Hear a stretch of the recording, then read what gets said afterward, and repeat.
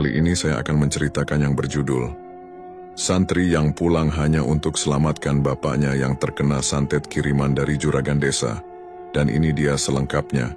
Sebelum lanjut ke videonya, yuk like, subscribe dan nyalakan loncengnya. Langit tampak kelabu saat kereta terakhir dari arah Kudus berhenti di stasiun kecil yang nyaris terlupakan. Sargani turun dengan wajah pucat dan mata sembab. Sehelai sarung tua tersampir di bahunya, dan di tangannya tergenggam kitab wirid warisan Kiai Sutaresi. Surat dari ibunya yang datang lewat utusan pekan lalu terus terngiang di kepalanya. Bapakmu muntah paku, Le. Badannya lebam-lebam tanpa sebab. Kami takut ini bukan sakit biasa. Ia tidak sempat pamit secara lengkap dari pesantren. Cuma sempat mencium tangan Kiai yang hanya berkata pendek, "Pulanglah, tapi jangan lupa ilmu yang sudah kau jaga. Bumi yang kau pijak nanti bukan tanah biasa." Jalan menuju desa Muncang Wetan terasa lebih sunyi daripada terakhir kali ia lewati. Ladang-ladang jagung yang biasanya ramai oleh suara cangkul kini sepi. Hanya angin yang bersiul melewati batang-batang kering. Sargani melangkah cepat melewati gerumbul bambu di ujung tikungan desa. Ia tahu di balik sana, rumah orang tuanya menanti, bersama luka yang belum ia mengerti. Ketika ia tiba di depan rumah papan berdinding anyaman bambu itu, bau aneh langsung menyergap. Bau amis bercampur bau tanah basah yang tak wajar. Daun pisang tergantung di atas pintu. Sebuah pertanda, ada orang sakit parah di dalam. Ia mengetuk perlahan. "Mak," panggilnya. Pintu terbuka. Wajah perempuan tua berkerudung lusuh menatapnya. Itu ibunya, Mbak Piem. Wajahnya cemas dan letih. Matanya sembab. "Alhamdulillah kau datang, Le. Cepat.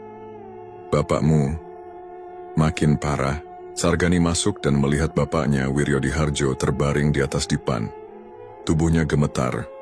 Di leher dan dadanya muncul lebam-lebam kehitaman. Napasnya tersengal, dan dari mulutnya meneteskan darah pekat. Di lantai, Sargani melihat sesuatu yang membuat dadanya sesak. 3 buah paku karatan dan serpihan beling basah darah. "Ini yang keluar semalam," ujar ibunya lirih. Sargani mendekat, memegang tangan bapaknya yang dingin dan kaku. Ia mencoba membaca ayat-ayat ruqyah, tapi baru 3. Ayat bapaknya menggeliat dan mengerang keras seperti disetrum. Matanya terbelalak lalu tertutup lagi. "Sudah 3 dukun yang datang. Tak ada yang sanggup," bisik Mbak Piem. "Semuanya bilang ini bukan penyakit biasa. Ini kiriman." Sargani bangkit. Ia menuju jendela dan menatap ke arah sawah keluarga mereka di kejauhan. Biasanya hijaunya menyegarkan, tapi kini sebagian petak sawah menghitam seperti terbakar dari dalam. Ujung-ujung batang padi layu dan menggantung seperti mayat. "Ada apa dengan sawah, Mak?" tanyanya. "Baru seminggu ini begitu. Padahal kemarau belum datang. Airnya masih bagus, pupuk juga cukup. Tapi entah kenapa, dari tengah, semua mulai mati perlahan." Sargani termenung. Ia ingat betul, Kiai Sutaresi pernah bilang, jika tanah mulai mati sebelum waktunya, itu tandanya ada darah yang sedang ditagih. Tapi ia belum berani bicara pada ibunya. Belum sekarang. Malam mulai turun. Desa Muncang Wetan tampak asing dalam gelap. Tak ada suara kentongan ronda. Tak ada anak-anak bermain petak umpet di halaman. Seolah semuanya menunggu sesuatu yang tak. Kasat mata Sargani keluar untuk mengambil air wudhu di sumur belakang. Tapi di tengah jalan, seorang perempuan tua bertubuh kecil menghampirinya. Wajahnya tirus, rambutnya dikonde rapi. Ia membawa lentera minyak. "Sargani, ya?" sapanya pelan. "Sudarmi, tetangga sebelah selatan." Sargani mengangguk sopan. "Iya, Bu." Perempuan itu menatapnya tajam. "Aku ikut sedih bapakmu begitu. Tapi hati-hati, Le. Ini bukan sekadar sakit. Ada juragan yang tak suka sawah kalian terlalu subur." "Juragan Ramijan?" Sargani menyebut nama yang hanya muncul lewat surat ibunya, Sudarmi, tidak menjawab. Tapi bola matanya bergerak pelan seolah memberi isyarat. Dia sudah lama ingin tanah itu, tapi bapakmu menolak menjual. Dan sekarang, sawahmu menghitam, tubuh bapakmu luka. Semua warga tahu siapa yang dibalik ini, tapi tak ada yang berani bilang. Sargani menggenggam kitabnya lebih erat. "Saya akan rawat bapak. dan saya akan cari tahu siapa yang mengirim ini. Kalau kau butuh, datang ke rumahku. Ada yang perlu kau lihat. Lalu Sudarmi pergi ke dalam gelap, meninggalkan Sargani yang kembali, berdiri di bawah langit muram. Malam itu di kamar bapaknya Sargani duduk bersila. Ia mulai membaca wirid kawi tolak geni, ilmu dasar pelindung dari kiriman gaib. Ayat demi ayat meluncur dari mulutnya, tapi hawa di ruangan menjadi berat. Lampu minyak bergetar tanpa angin. Dinding bambu memuai seperti bernafas. Tiba-tiba tubuh bapaknya terguncang. Ia membuka mata dan berteriak, "Jangan tanam di tengah, jangan tanam di tengah, itu tanah mereka." Sargani memeluk bapaknya yang menggigil dan menangis. Tangannya terasa sangat dingin. Dari dalam bajunya Sargani menarik keluar kain lusuh yang menyimpan batu kecil sebesar telur puyuh, berwarna hijau lumut. Batu itu berdenyut hangat. Itu bukan batu biasa. Itu segel pematang, pusaka tua warisan kakek buyutnya. Dulu digunakan untuk mengikat roh penunggu sawah agar tidak menagih tumbal. Tapi kenapa sekarang muncul kembali? Sargani sadar, ia tidak hanya pulang untuk merawat bapaknya.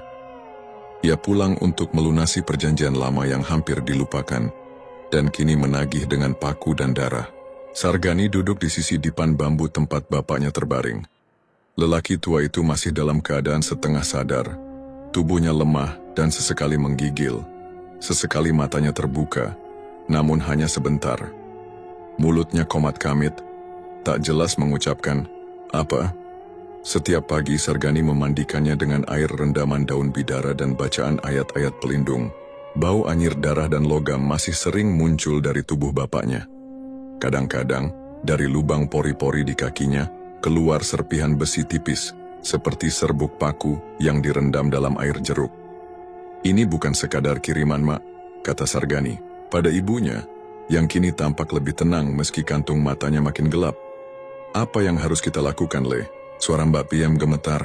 "Apa kau bisa menyembuhkan bapakmu?" Sargani tak menjawab. Ia tahu, ilmu yang dia pelajari di pesantren bukan ilmu pengobatan biasa. Itu ilmu untuk menghadapi hal-hal yang tidak bisa diselesaikan oleh dokter atau dukun umum. Tapi Sargani juga tahu dalam ilmu spiritual semua ada bayarnya, kadang nyawa, kadang waras. Sore itu ia berjalan menyusuri pematang sawah, mencari udara dan jawaban. Langkahnya pelan. Pandangannya tertuju pada petak-petak sawah di sekeliling desanya. Sawah milik Pak Minah yang dulu begitu hijau, kini retak-retak seperti kulit kering. Petak milik Bugiman, yang biasanya panen 3 kali setahun kini penuh rumput liar. Tapi sawah milik bapaknya, meski sebagian menghitam dan mati di tengah, masih menyisakan petak-petak hijau yang tumbuh tegak seperti biasa aneh. Semua gagal panen kecuali tanah mereka.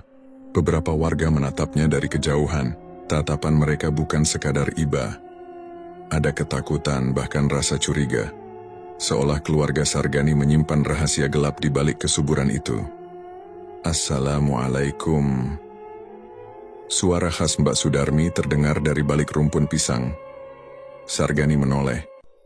Perempuan tua itu datang dari arah barat, membawa cangkul kecil dan sekantong bunga telon. "Waalaikumsalam, Mbak," jawab Sargani sambil menghampiri.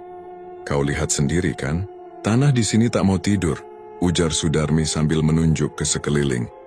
"Sudah waktunya kau tahu kenapa." "Apa maksudnya, Mbak?" tanya Sargani. Mbak Sudarmi mengajak Sargani duduk di atas batu pematang. Angin bertiup pelan, tapi udara terasa berat. "Kakek buyutmu Ki Warok Jatmo bukan orang sembarangan. Ia dikenal sakti tapi juga licik. Dulu tanah ini tak subur, penuh rawa dan angin sakit. Orang tak bisa menanam apapun di sini." Sargani mengangguk. Kisah itu samar-samar pernah didengarnya, tapi tak pernah lengkap.